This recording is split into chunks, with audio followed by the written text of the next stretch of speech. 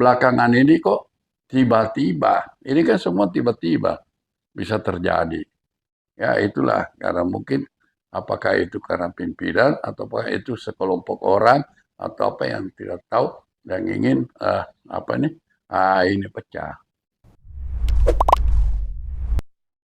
Sebagai sebuah organisasi advokat, AI dapat membuktikan menjadi organisasi tunggal hingga usianya yang ke-31 tahun.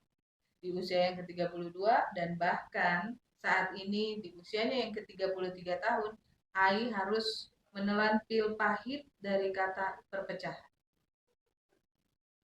Untuk membahas mengenai organisasi yang terkenal dengan kemesraannya, kami sedang bersama dengan Bapak Dini Kailima, SHMA, yang merupakan tokoh AAI yang pernah menjadi Ketua Umum kedua dengan jabatan 2 periode.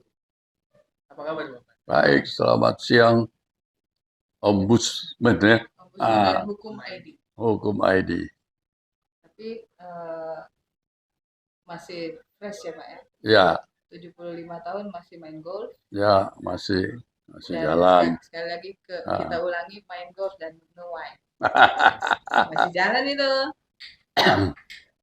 Jadi kalau saya bisa memulai ya, bahwa AAI ini lahir pada saat Ikadin pecah. Ya, kenapa Ikadin pecah pada waktu kalau nggak salah tahun 85? Karena masalah suara.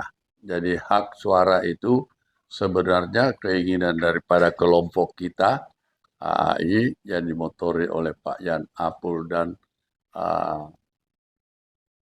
Pak Gani Jemaat itu menginginkan bahwasanya one man, one vote, satu orang anggota satu suara. Tetapi dalam proses itu pihak Haryono itu tidak mau. Ya, Haryono, Ero Tambu dan segala macam itu maunya suara cabang. Ya, sehingga situlah terjadi perpecahan di Ancol.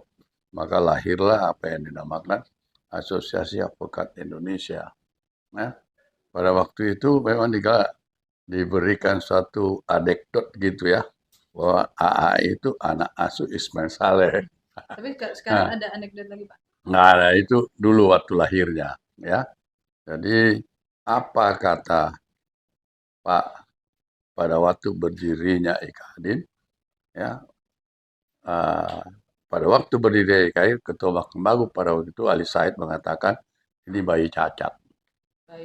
Ikadin waktu itu tahun 80-an. Ya, dari situ memang benar. Ya, kecacatan inilah karena dipersoalkan dua masalah waktu itu.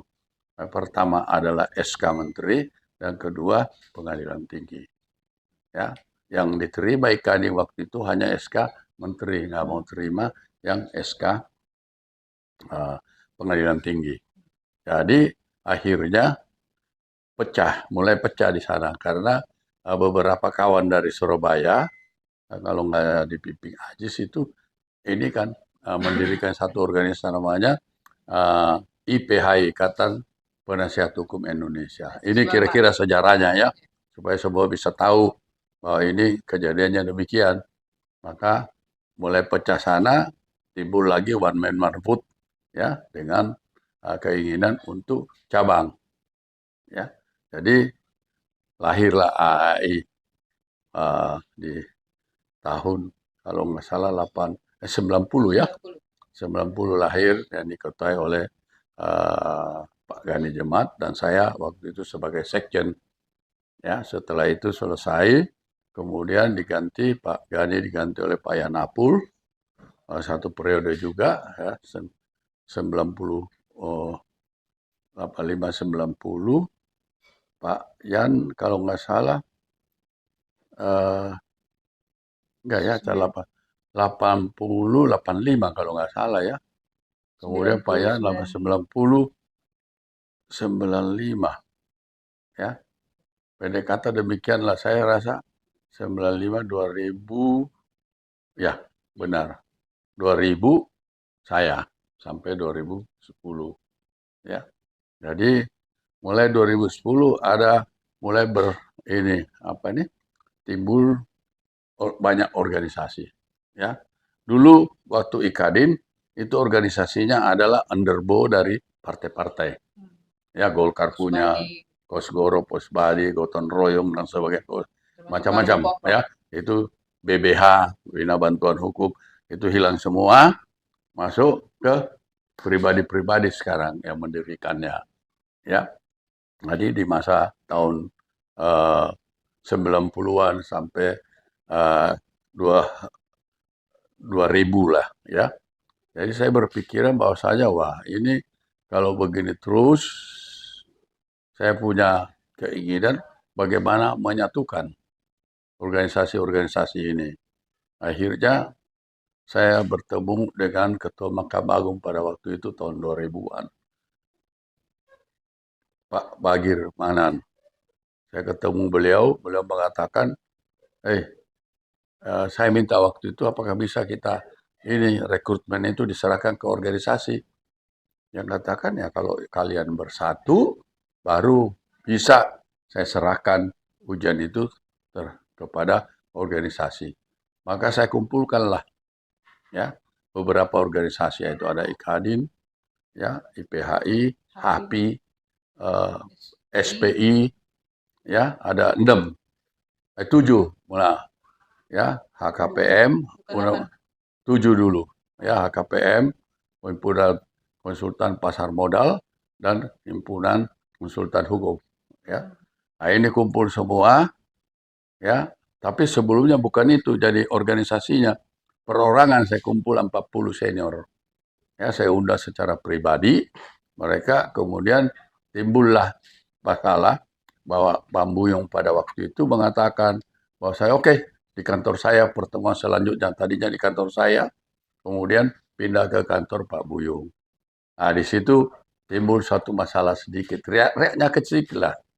Nah, karena persoalan Ikadin kan, mau secara organisatoris, jadi kita secara organisatoris, ya, disitulah maka dari segi organisatoris saya katakan ide saya demikian, kemudian dari 2001 sampai 2000 sampai 2001, 2001 mulai bisa berdirilah kumpul semua 6, ya, itu namanya Komite Kerja Advokat Indonesia, KKI. Pengurusnya hanya ada kira-kira 9 aja lah, ya.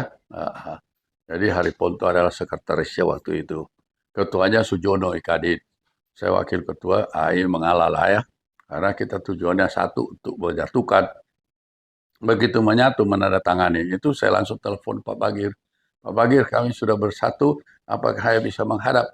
Boleh, kita langsung menghadap, ya kan, menghadap ke Pak Bagir, dan Pak Bagir setuju. Jadi kita udah buat kayak memorandum persetujuan untuk pertama kalinya kerjasama untuk pendidikan dan ujian advokat. Nah, karena kita inginkan undang-undang, ya, KKI ke DPR. Waktu itu Ketua Komisi 3-nya Teras Nara. Kalau begitu setuju, ya. Undang-undang ini kita bahas. Nah, undang-undang advokat ini dibahas, dasar undang-undang advokat dibahas, kemudian timbul persoalan.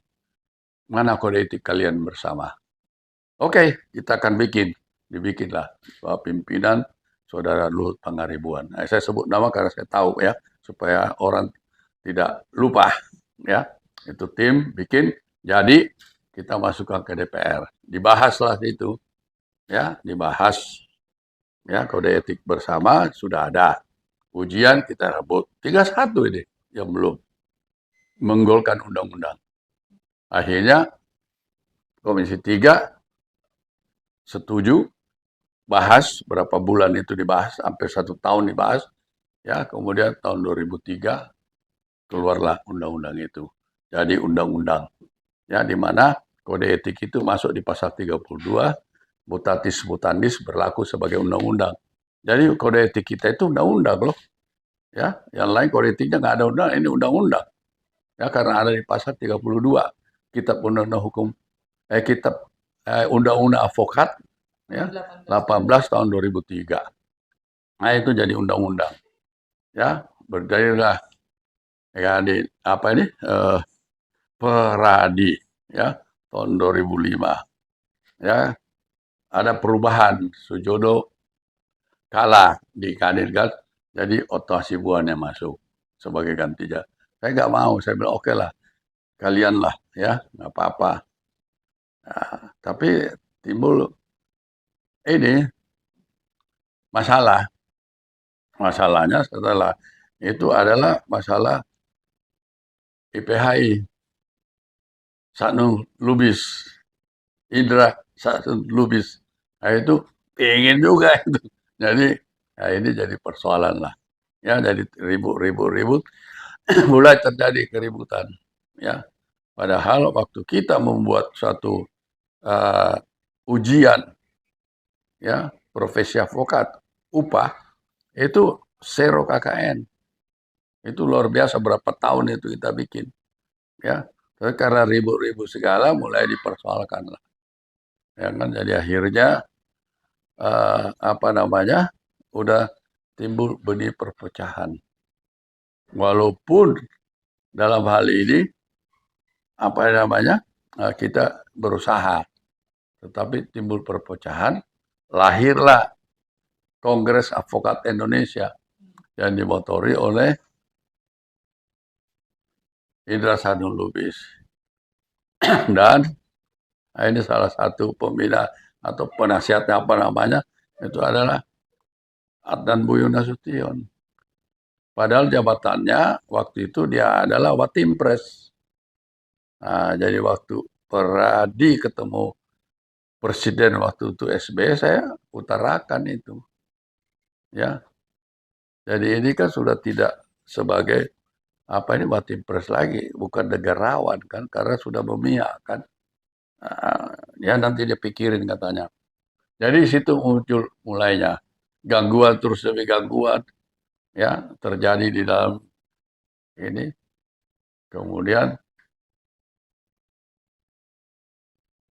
Munas di Pontianak, ya masuk putaran kedua, saya ikut 3, Henry Yoso, Otto, dan saya masuk ke putaran kedua.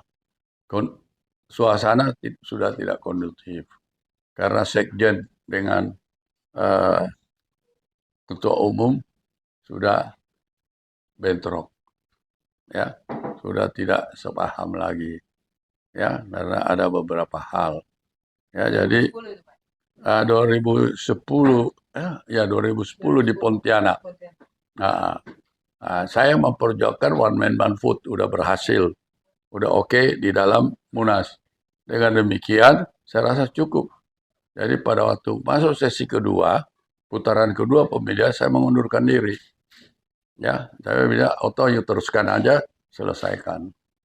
Nah, tapi sayangnya, ya hasil Munas semua itu tidak dilaksanakan Otto sebagaimana apa yang tercatat di dalam Munas tersebut.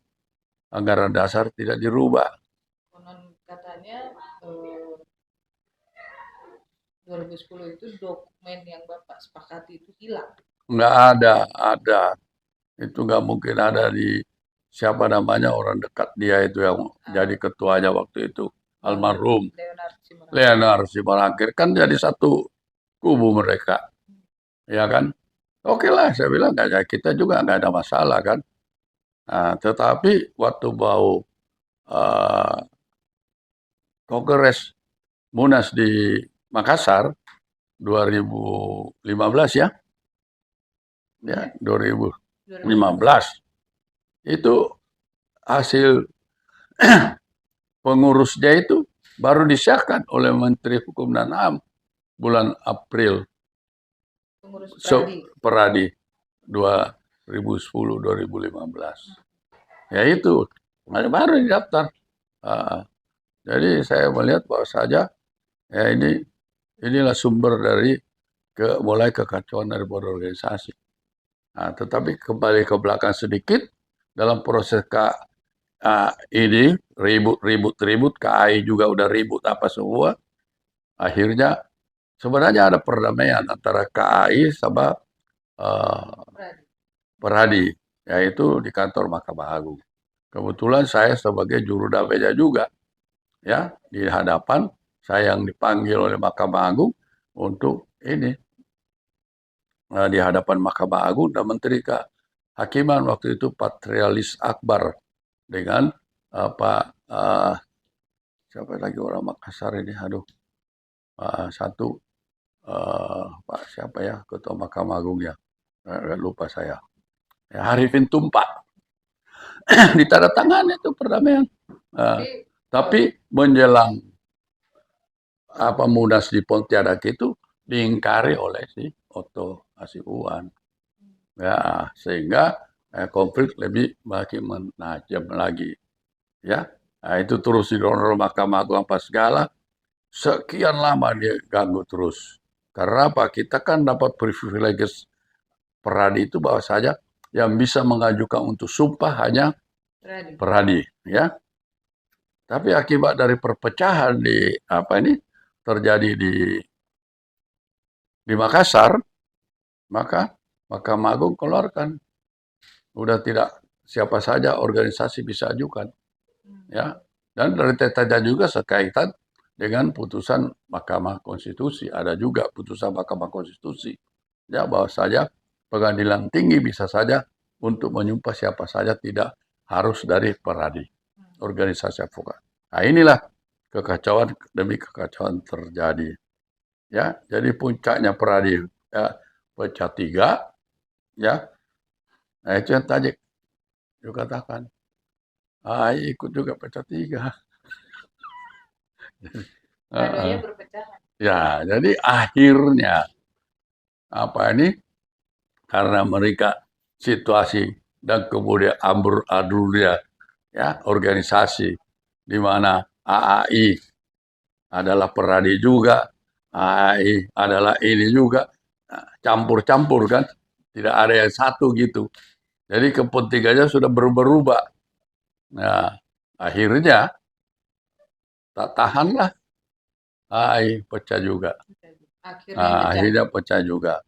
Nah, itu kan sebenarnya 2015 waktu si Isbak jadi ketua sebenarnya sudah mulai bagus sebenarnya.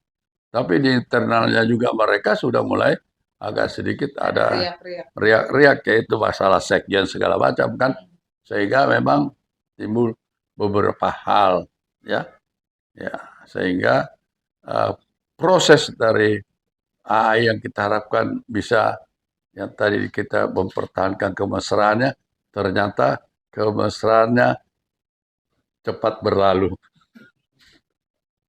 Pak, dari setiap rangkaian sejarah di organisasi advokat Bapak ikut terlibat, mau diakui atau enggak itu tetap Bapak ikut terlibat. Pak, faktanya gitu, pendirian Peradi, pendirian IKADIN, saya itu kan tugas dari Mahkamah Agung. Nah, saya waktu itu juga salah satu tim 7, tim 17 atau 7 ya lupa. Nah, saya salah satu dengan Mulia Lubis, Aryono Citro, Pak Suwardi Tasrif, nah itu beberapa. Saya yang advokat muda dengan Mulia Lubis. Kalau dulu masih muda, kalau sekarang muda. Udah senior. Nah, gitu. Setengah muda lah. Nah, tapi ini habit apa Pak? Maksudnya di organisasi advokat kok pecah terus? Saya pernah ngobrol dengan Bang dulu, beliau menarik mundur ke belakang. Dulu ada Pusbadi, ada apa, terus bersatu di IKADIN. Walaupun bayi lahir cacat, tapi pada akhirnya pecah lagi. Terus ada 8 organisasi. Nah sekarang udah bukan 8 lagi, tapi ada 50 lebih organisasi di ini. Nah nanti apakah menurut Bapak tahu dong nadinya, uratnya organisasi advokat itu bagaimana, apa titik kelemahannya. Apakah menurut Bapak ini bisa bersatu kembali atau ini hanya mimpi di siang bolong yang kita semua harus minum wine dulu baru terwujud gitu? Ini mulai dari Ikadin saya sudah terlibat, ya. Dulu Peradin, ya, jadi Ikadin, ya. Ikadin pecah, kemudian saya berusaha, ya. Di 80 juga kan saya juga ikut serta, ya, untuk menyatukan. Kemudian masuk ke periode kedua, ya, ternyata tidak bisa. Jadi saya berpikiran bahwa saja ini sebenarnya pada tahun-tahun sebelum perpecahan di 2010, konsep yang ingin saya bawakan itu ke Monas Peradi di Pontianak itu sebenarnya adalah untuk menjadikan sebenarnya multibar, semi multibar. Ya, ya. Jadi bisa aja semua organisasi advokat lahir di Indonesia ini, ya.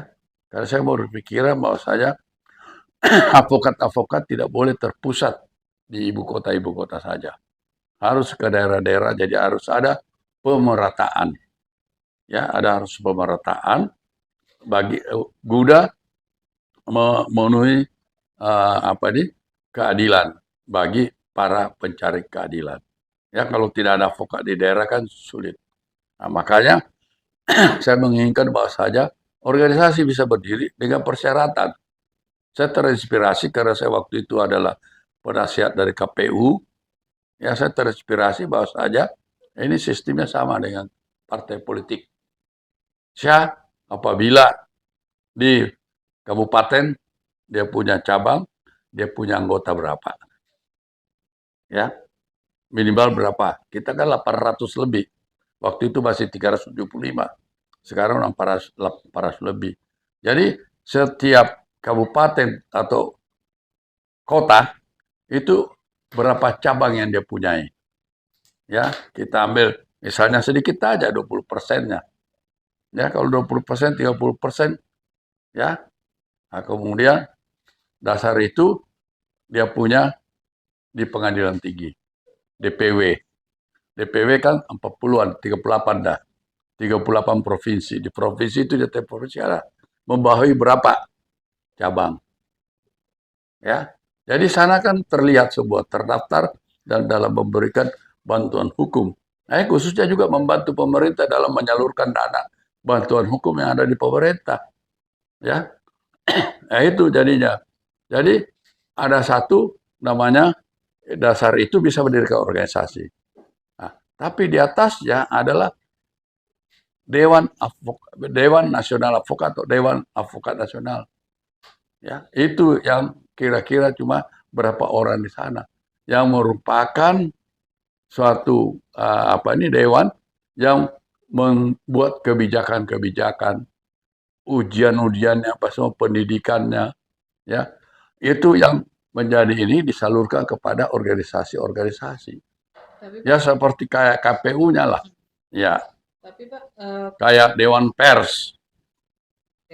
Ya, persis sama ada Dewan Pers Nasional kan. Ini kita juga ada pengurusnya. Ya, mungkin bisa diisi dengan orang-orang yang bukan pers kan, yang berpengalaman ya di bidang hukum kurang lebih berapa tahun bisa diisi sana. Tapi Pak kalau gitu. mengacu ke sana, jadi multibar kan. Menimbulkan pertanyaan juga. Berarti kalau mau pakai sistem parpol itu tadi yang penting pemerataan jumlah advokat di seluruh Indonesia, artinya kita nggak bicara lagi kualitas. Ya kualitas dong, makanya situ dewannya yang bikin kualitas kan. Nah sekarang kan nggak berkualitas, ya karena semua tidak ada suatu standar.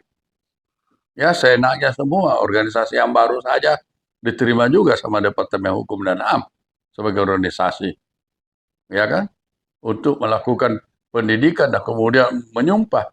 Ya, tapi kalau ada Dewan Nasional Advokat, ya itu kan dia mengatur semua kebijakan-kebijakannya, kurikulumnya segala macam, ya. Mungkin dialah yang akan kerjasama dengan perguruan tinggi mengadakan pendidikan khusus advokat, dan kemudian situ daerah-daerah cabang-cabang diikut sertakan sebagai pelaksana. Artinya Ah, kalau seperti ini, eh, Bapak setuju nggak? Ini eh, profesi advokat, organisasi advokat, dunia advokat diambil alih oleh pemerintah. enggak boleh. Ya, itu saya tetap menginginkan bahwa saja undang-undangnya ada, ini profesinya ada, dewannya sana. Ya, dewannya itu kan cara milihnya nanti ditentukan bagaimana cara milihnya. Ya, itu kita godok bersama lah. Ya, cara membelinya misalnya 17 orang, ya kan? Untuk jadi ini pimpinan cukup kan untuk melaksanakan tuh. Nah, nanti di situ dilihat kan kualitasnya masing-masing organisasi. Jadi meningkatkan profesionalisme mereka itu adalah fungsi dari organisasi-organisasi itu nanti agar supaya dia bisa rekrut, dia bisa dijadikan idola daripada avokat-avokat semua. Ya bahwa saja ini ya Peradike, AIKE jadi suatu organisasi yang dia jadi idolanya. Jadi contohnya mungkin Liga Inggris lah, MU, Manchester City, Arsenal, ya kan, Liverpool, ya itu kayak gitulah kira-kira. Kayak di sana Barcelona. Jadi kayak gitulah bagaimana cara dia mendidik kan, meningkatkan situ persaingannya. Berarti Bapak menyerahkan ini ke pasar aja. Organisasi ya di sana ininya, sini kebijakannya, ya. Jadi proliganya di sinilah yang ngatur bagi ininya melaksanakan ujiannya. Ya silakan you rekrut masing-masing, ya. Latihannya bagaimana, magangnya gimana, jangan sampai inilah tugasnya organisasi sekarang. Ya ini kan enggak, kamu bagaimana cara melindungi, ya kita laporin ke Dewan Advokat Nasional, Dewan yang ini, Dewan Advokat Nasional ini yang bicara, ya seluruh keluhan advokat tidak satu-satu lagi, tapi baik yang dilaporkan maupun keadaan di masyarakat dalam menjalankan tugasnya itu ditampung oleh Dewan. Kemudian dijadikan suatu ini catatan untuk tiap tahun atau tiap saat kepada institusi-institusi penegak hukum lainnya. Ini gimana begini? Jadi bukan satu-satu lagi, ya kan? Pak, bicara itu, kita bicara sejarah advokat. Itu panjang banget dan Bapak hadir di situ kan. Ya. Tapi kali ini kami kesini. Ini yang pertama mungkin saya utarakan di sini nih. Iya dong, eksklusif. Eksklusif ini yang pertama ini. Kami selain kami rindu sama Bapak, itu mau nengok ke orang tua, tapi kami ingin berbicara masalah AI. Yang ya sekarang masuk segmen AI ya.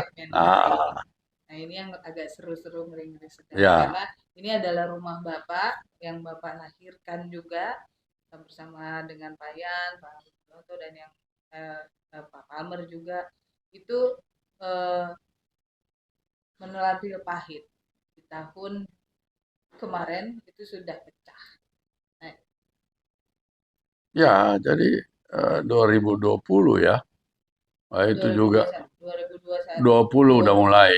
Itulah yang saya katakan kepada Saudara Isbak, ya, problem bahwa ini kan udah habis masa jabatannya, ya. Jadi saya sudah ingatkan dia, oke, karena sudah habis kita ini aja lah pemilihan berdasarkan online ya, offline. E-voting gitu. Ya, e-voting. Enggak, bukan. Maksudnya Munas dilaksanakan secara apa? Hybrid. Ya. Ya, karena kalau ini kan tidak terlalu sulit kan. Nah, karena kita one man one vote kan. Dengan bikinlah sistemnya kan. Ya, hire lah orang-orang IT yang tahu kan. Tapi dia bilang nggak bisa gini, nggak boleh deh. Ya udah. Saya bilang terus saya sudah utarakan ya kepada beliau beberapa kali. Ya, waktu macet pun saya sudah utarakan, ya. Tetapi prinsip daripada Isbak ini lain. Ya udah, saya nggak bisa apa-apa kan. Dia yang berkuasa kok, gitu.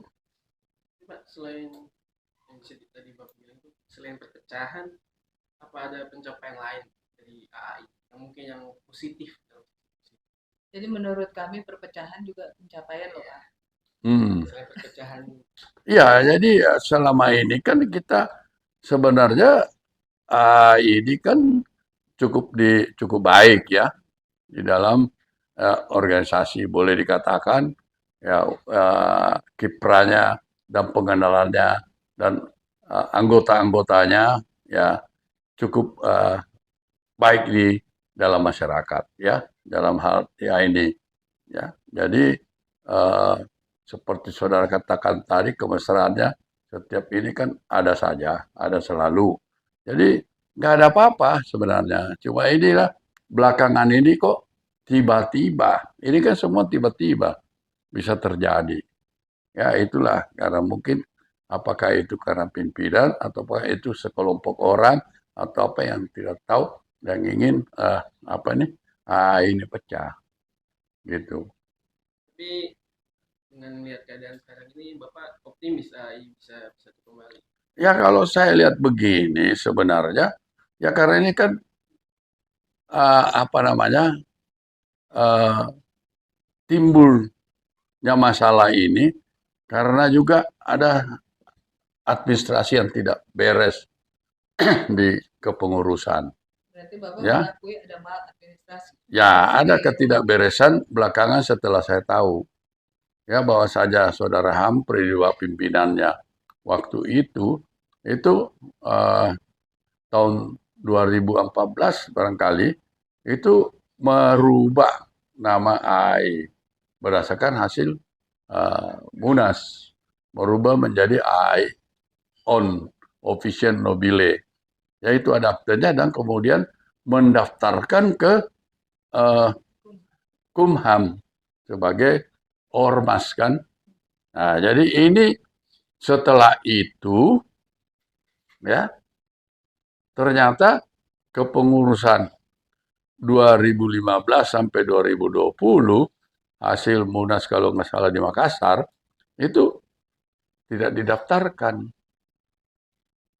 ya tidak didaftarkan. Jadi tidak didaftarkan ini kan menjadi ada kekosongan ya. Nah, kekosongan inilah yang mungkin digunakan oleh Parmer pada waktu Munas di Bandung. Ya, dan berkumpullah beberapa orang ya peserta Munas dari beberapa daerah ya untuk melakukan pemilihan ya ketua ya karena udah nggak ada ininya kan masalah ada kekosongan ya jadi menyatakan kemerdekaan dia di sana ya, dengan rupsnya pada tahun yang munasnya yang ditunda-tunda ya 2 tahun ditunda kan 2000 sampai 2022 ya 2020. ya baru ditunda gitu. Tapi rentetan AI ini kan agak unik. Kenapa terjadinya Pak Palmer mendeklarasikan dirinya sebagai Di Munas loh itu. Bukan deklarasi. Ya, jadi di Munas. Kalau saya tahunya di Munas. Ya ada kontroversi sih di sini kan karena waktu itu Munas belum dibuka tapi Pak Palmer dan Bang Johnson dan yang teman-teman pentolan-pentolan terbaik AI itu juga mendeklarasikan diri di itu tapi bukan mengorek luka lama Pak. Saya ingin sedikit mengkonfrontir perpecahan ini kan sampai ya mungkin Bang Ranto merasa kurang berkenan dengan caranya Bang Ismak yang meminta Bang Ismak untuk mundur agar semuanya kan dulu koalisi panas banget nih ya kan Bapak melihatlah itu di medsos lah di persaingan di dunia nyata juga terkait dengan IRW dan PHD kan dulu kita mundur sedikit nih ke belakang yang meminta Bang Ismak untuk mundur itu Bapak katanya, supaya kita cooling down, jadi agak dingin sedikit situasi baru nanti. Itulah yang mengakibatkan beliau membuat video bahwa pengunduran diri yang setidaknya menyakiti teman dia yang bertarung, Kak Wenda dengan Bang Ranto, dan juga para pengikut. Kalau menurut Bapak? Begini ya, saya ketemu dia 2 kali. Saya tidak ada 2 kali diiniin di apakan ini di Puasa bersama. di apa ini diperkarsai oleh DPC Jakarta Selatan. Ada satu namanya, siapa namanya? Lupa lagi ya. Eh, Mas Alvin, bukan ibu siapa? Bu Triweka. Triweka ya, datang ke saya ya, kalau ketemu saya bilang oke, ya kan. Karena sudah mundur begini berapa kali ya, ya karena waktu itu kan cuma 2 calon kan. Nah, kenapa dia? Karena pertemuan di beberapa kali sebelumnya rapat DPP, saya juga menginginkan bahwa saja ya ini aja loh, pakai hybrid aja kan. Dan Bapak udah sampaikan dari jauh-jauh hari sebelumnya. Jauh hari dan kemudian saya ulang lagi di rapat DPP. Nggak ada di dalam anggaran dasar apa segala macam. Ya, jadi saya nggak ngerti ya apa alasannya kan. Walaupun pada akhirnya kita pakai hybrid kan, ada di 5 kota besar. Iya, makanya akhirnya Kenapa dia nggak dari pakai awal aja? dari hybrid juga, makanya saya katakan demikian. Ya, jadi apa namanya? Disitulah saya irikan karena izin sudah COVID izin tidak dikasih waktu itu. Ya kan? Jadi saya bilang hybrid aja, kenapa enggak? Legal kok. Ya, yuk rapat aja pimpinan. Diputuskan bagaimana teknis. Rapat enggak lagi. Terakhir berapa kali ditunda baru dia rapim. Rapim baru dia ini. Dalam proses sebelum rapim itu Triweka ini panggil saya, undang, ayo kita ketemu, ini jalan keluarnya. Ya udah, kalau jalan keluarnya begini, Anda sudah tidak melakukan apa ini, tidak mampu melaksanakan Munas, ya, udah bertunda setahunan lebih ini, ya, udah 2 kali ditunda kan. Nah, saya bilang, ya udah bikin Munas secara yuk dengan lapang dada, besar ini hati, yang mengatakan saya menarik diri sebagai calon. Selesai kan. Kalau you mau lihat AI 1. Itu yang saya katakan. Ya, tunggu. Saya bicarakan sama teman-teman. Dia bilang. Ya. Tunggu, tidak ada pemerintahnya.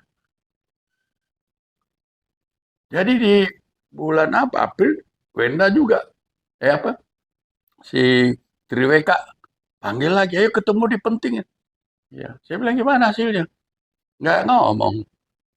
Ada si saksinya, ada si ini barangkali si Ketua DPC Jakarta Selatan, Alvin. Siapa lagi ya? Alvin. Enggak. Bang Imran. Imran, nothing. Imran juga janji kan dia pulang itu waktu karena meninggal orang tuanya kan. Nggak kasih kabar juga. Ya gue bilang jangan begitulah, ya kan. Jangan ini dipakaikan sebagai bargain segala. Dia bilang enggak. Oke, saya begitu. Oke lah. Yo ini. Nah, kemudian si Imran yang akhirnya ketemu sama si dia aja. Si Triweka. Triweka. Saya bilang gimana? Ya tuh. Gimana hasilnya nggak dijawab. Ya kan? Jadi saya harapin sebenarnya Pak. Muncul nama ketua calon disusulin waktu itu disebut namanya siapa namanya siapa namanya lagi pembelanya Sambo itu siapa Arman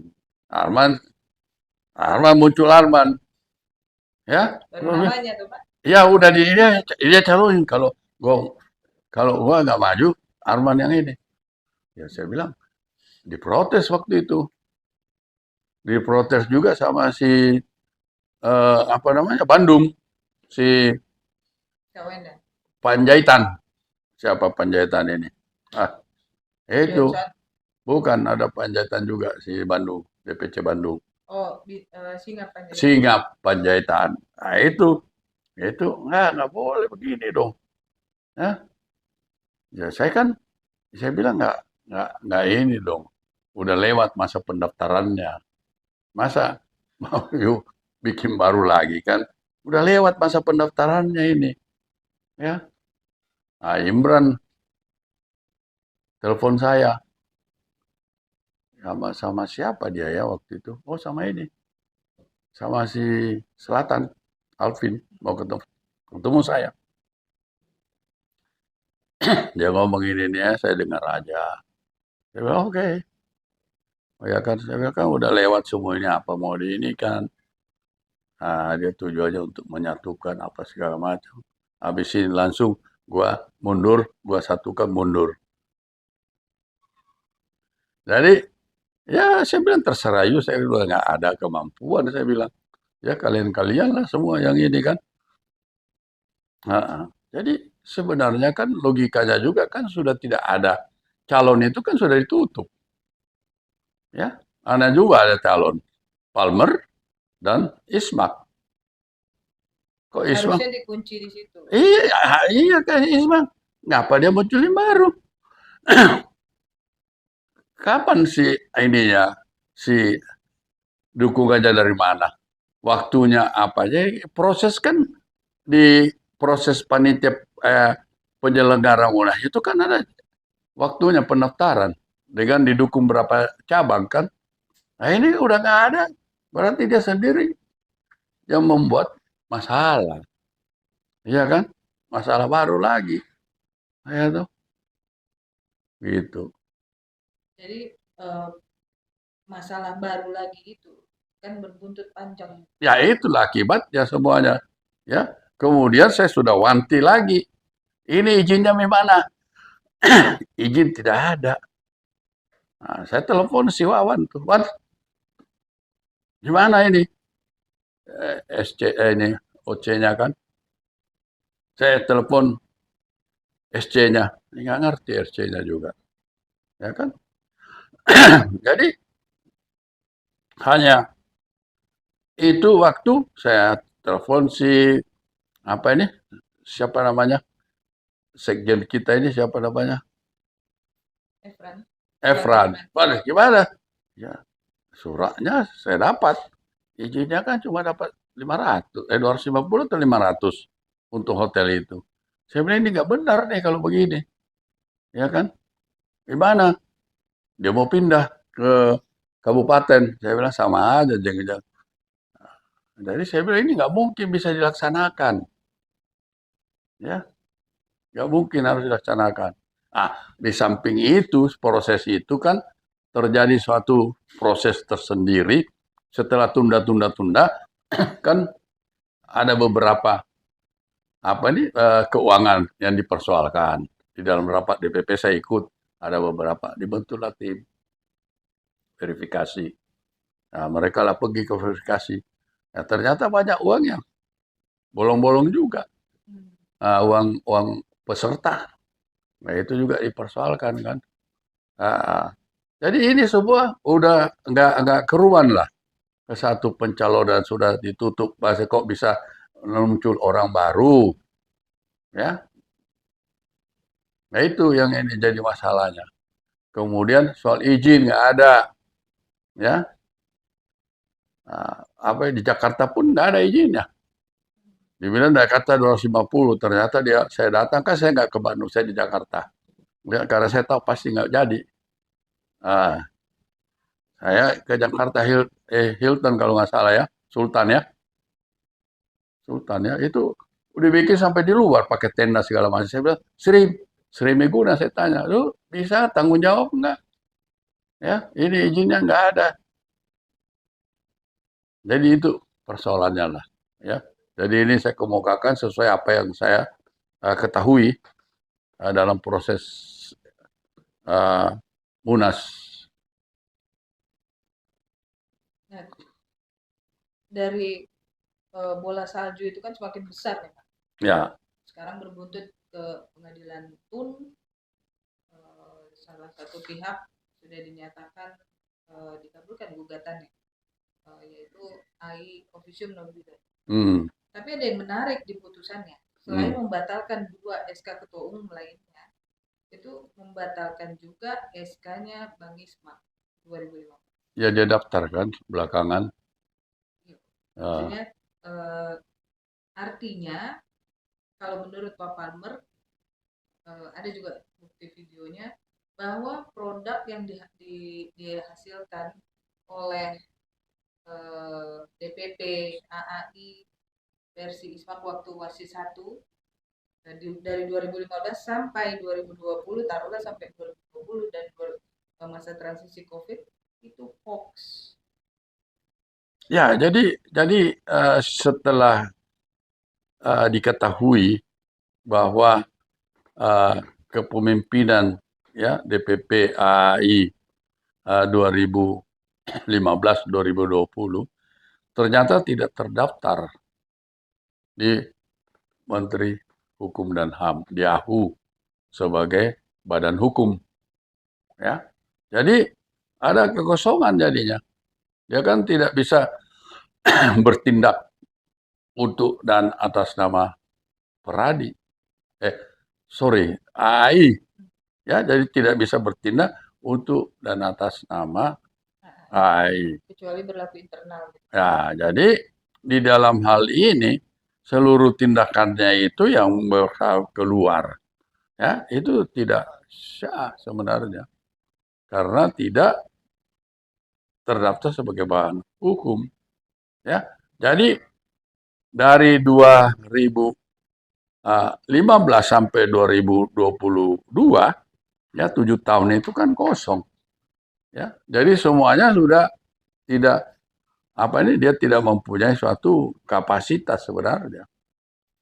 Ya, jadi dengan diketahuinya ada demikian, maka yang dipersoalkan tentunya di dalam itu keabsahan daripada suatu pengurus. Dasarnya apa? Ya. Jadi makanya dibatalkan semuanya mereka ini karena mereka tidak memakai landasan legal standingnya dan landasan hukumnya itu adalah yang dari Humphrey yang buat yang namanya AI. Jadi kekosongan ini yang digunakan pada waktu di Bandung yang digunakan oleh si Palmer dengan kawan-kawan untuk menyatakan di dalam pertemuannya yang dianggap RUP, apakah itu deklarasi dan akhir RUP apa semua, tetapi dihadiri oleh cabang-cabang semuanya. Karena tidak lagi ada suatu mekanisme yang bisa ditempuh selain cara begini. Nah, caranya ini kemudian dilegalisir di dalam di Departemen Hukum dan HAM pengesahannya dan disahkan gitu.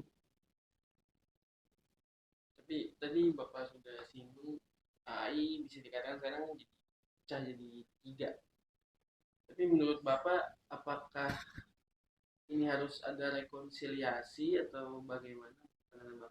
Ya tentunya saya dengan adanya putusan TUN dan janji daripada saudara siapa namanya? Bang Arman Arman Anies, begitu dia ini pasti dalam setahun bisa bersatu. Nah, kenyataannya kagak. Nah, sekarang dengan adanya putusan, ya ayolah. Ya, kembali. Berarti putusan ini Bapak mau jadikan entry point untuk semuanya? Iya, untuk kesadaran semuanya untuk kembali ke AI lah kalau mau. Ya, kalau nggak mau ya nggak apa-apa. Bahwa memang sudah ada kesalahan itu dan kita tidak perlu bahas lagi kesalahan. Ya, jadi udah selesai kita tutup buku ini. Ayo kita sama-sama majukan AI melalui Palmer. Palmer kalau ini perlu kita dukung dan kemudian kita buat munaslup kalau perlu. Ya kan? Tapi kalau mau bikin munas lagi nih Pak, Apakah tidak hanya dari tidak Bukan, maksudnya Palmer bikin Munaslup aja untuk ini lagi kan, dalam hal menyatukan itu. Setelah satu bikin Munaslup itu. setelah satu dulu? Ya, Tapi baru untuk bisa Munaslup. menuju ke Ah, sana rekonsiliasi itu kan masih agak alot nih. iya, Dari tunggu. masing-masing DPP hidup nih Pak, Iya, melahirkan advokat, PKPA apa semua pendidikan berjalan. iya, Bahkan melantik DPC ya, masing-masing DPP, Bang Arman, Bang Ranto dan Pak Palmer itu masing-masing hidup DPC. Bagaimana mau rekonsiliasi kalau enggak. Sekarang dengan adanya putusan TUN, walaupun belum mengkerah ya, ya sudah bisa di Palmer saya rasa sudah bisa announce kepada pengadilan-pengadilan tinggi. Ya, bahwa saja jangan menyumpah karena ini ada putusan TUN, ya kan? Gitu. Ya, karena organisasi yang terdaftar itu adalah yang bisa mengajukan permohonan ke pengadilan tinggi untuk disumpah. Mungkin rekonsiliasi di DPP kan mudah ya bisa dikatakan. Kan mungkin di bawah-bawahnya DPC itu kan agak sulit? iya agak sulit itu. Gimana? Ya, kalau saya lihat sebenarnya tidak sulit sih. Ya, kalau untuk atas ini semua udah beres, saya rasa di bawah nggak terlalu ribet lah, ya kan? Semua kan menunggu atas saja, ya, menunggu DPP aja, DPP Jakarta ini selesaikan, ya, daerah pasti selesai, ya. Memang panjang ini, tapi penting Jakarta. DPP dulu bersatu ini di Jakarta. Kalau udah, ya ke bawahnya sih gampang sih, ya kan? Tapi kemarin Pak Palmer juga nyinggung mengatakan kalaupun nanti dia akan rekonsiliasi mungkin dia akan mundur jadi ketua umum. Itu pandang Bapak bagaimana? Ya saya rasa ada baiknya kalau dia berpendapat demikian. Makanya saya rasa rekonsiliasi begini perlu sesuatu kesepakatan bersama. Ya habis itu yang saya katakan tadi, Munaslup tujuannya apa? Ya kan? Tujuannya apa itu tergantung dari hasil pembicaraan mereka Itu sebenarnya semuanya. sebenarnya simpul masalah tali simpulnya itu dipegang di Menara Kuningan kan Pak? Kagak, Oh kagak ya? nggak ada. Mereka jalan sendiri, mana bikin area aku tidak tahu. Ya Saya di Jakarta, tapi sebenarnya uh, ini persoalan gampang. Kalau seandainya Bapak langsung kontak nggak bisa. Udah ini saya udah apa nih dari awal sudah mulai, ya, tapi Bapak nggak apatis kan ya. sama Jadi saya dari awal sudah mulai, ya. Tahun 2020, ya, saya udah mulai ingatkan 2021, ya sampai terakhir masih. Akhirnya malu-malu kucing juga diterima hybridnya, ya kan? kucing. Malu-malu kucing diterima juga hybridnya, ya. Jadi saya harapin kalau memang bisa bersatu, ya tentunya rekonsiliasi, bisa bersatu, ya. Kemudian adakan munaslup untuk meratifikasi seluruhnya. Apa-apa yang terjadi diratifikasi. Itu supaya benar-benar tidak ada lagi yang katakan kepotong-potong. Ratifikasi semuanya. Ya, apa yang sudah dilakukan mulai tahun 2010, 2015. Ya, diratifikasi semua. Udah. Ya. Pelaksananya nanti yang penting kalau udah munaslup apa semua kan udah tercatat semua, diverifikasi semua anggota-anggotanya kan. Udah jadi satu. Eh, apa pesan Bapak untuk para anggota AAI di luar sana, termasuk cabang yang tersebar di seluruh Indonesia, yang rindu akan kemesraan AAI? Karena sekarang kita nggak boleh tidak menerima kenyataan bahwa banyak cabang yang pindah ke organisasi lain. Ya inilah masalahnya, ada pekerjaan rumah yang lebih besar lagi. Ya. Jadi bagaimana bisa kita satukan parsial saja. Ya, demikian juga Peradi. Saya bilang percuma parsial juga. Ya, jadi sebaiknya kita fokus dalam arti kata sekarang, kita fokus dasar pemerintah dan DPR untuk merubah undang-undang advokat. Menjadi Ya, menjadi multibar. multibar. Ya, itu satu-satunya. Kalau kita bicara ini, kenapa sudah meningkatkan ya untuk menjaga profesionalisme daripada advokat, untuk memberikan pelayanan yang lebih mudah kepada masyarakat pencari keadilan, khususnya yang termarginal. Kemudian untuk melindungi ya para advokat di dalam menjalankan profesinya. Ya, saat sekarang kan tidak terlindungi. Ya, karena apa? Organisasi amburadul. Ya, sekarang kita mesti memikirkan paling utama itu bahwasanya dalam menjalankan profesi advokat harus mendapatkan perlindungan. Kemudian tujuannya adalah untuk bisa kita memberikan pembelaan yang maksimal kepada para pencari keadilan, terutama yang tidak mampu. Ini yang belum kita jamah ini sebenarnya. Ya, Harusnya di situ ya, pentingnya di sini organisasi kan. bukan Bagaimana itu batu loncatan daripada advokat-advokat dari sana kemudian menjadi advokat. Ya, jadi kita berapa ini kita lihat banyak masyarakat pencari keadilan yang tidak, ya apalagi yang termarginalkan ini tidak mendapatkan bantuan. Sedangkan pemerintah menyediakan dana bantuan hukum. Nah, ini yang kita harus sinkronkan program pemerintah dan ini. Ini kan putus ini. Bukan diberikan kepada organisasi tetapi perorangan. Ya. Jadi kalau LSM kan nggak ini kita jadinya. Tapi menurut Bapak ini undang-undang Ya, nurut sama SKM 73 ini ambivalen dari pemerintah nggak sih? yang mana? Kita berbicara undang-undang advokat dan SKMA 73 yang menggemparkan dan cetar membahana ini. Iya, ini kan kewenangan mereka terpisah kan. Makanya kalau undang-undangnya lebih jelas nanti, itu tidak ada lagi ini. Karena ada kekosongan, itu diisi oleh Mahkamah Agung. Tapi itu sisi ambivalen dari pemerintah. Ya iya, itulah. Kalau saya bisa secara, menurut pengalaman saya selama ini, pemerintah juga ada kekhawatiran apabila organisasi advokat itu kuat. Ada kekhawatiran.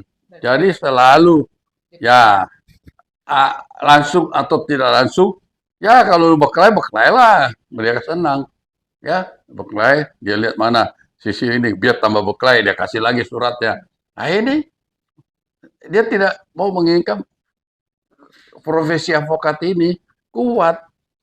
Nah, itu gimana Dengan solusinya? organisasi, inilah solusinya, harus berubah undang-undangnya. Ya, harus berubah undang-undangnya. Multibar. Apakah Menara Kuningan mau setidaknya menjadi trigger untuk amandemen Undang-Undang Advokat seperti Bapak juga ikut melahirkan Undang-Undang Advokat, kita nanti di sesi selanjutnya gitu Pak ya? Ya, tunggu aja. Kita kan konsepnya sudah ada kan. Sebenarnya sudah masuk ya di tahun 2014. Tapi digagalkan oleh Peradi. Ya kan itu sudah mau dibahas sebenarnya 2014.